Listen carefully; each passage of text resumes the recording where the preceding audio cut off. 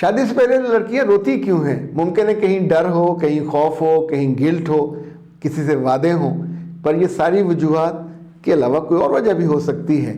تو ایسے پہ دو چیزیں بہت ضروری ہوتی ہیں۔ ایک تو ایسی بیٹیوں کا، ایسی بچیوں کا، آپ کی نند بھی ہو سکتی ہے، بہن بھی ہو سکتی ہے، بیٹی بھی ہو سکتی ہے، غصہ کرنے کی بجائے ہمیشہ ہمارے پاس لائیے۔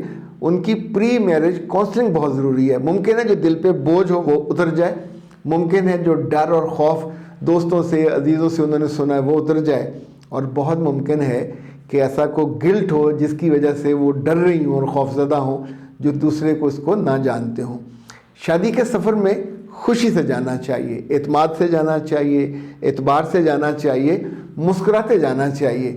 آنسوؤں کا تحفہ لے کے، دل کو ڈر کے بوجھ سے بوجھل کر کے جائیں گے تو خوشی، راحت اور ایمان کی تکمیل سب ادھوری رہ جاتی ہیں، اور آگے جا کے آپ کی آنکھوں سے مسکراہٹ رخصت ہو جاتی ہے، صرف آنسو بچتے ہیں اور یہ شک پیدا کرتے ہیں۔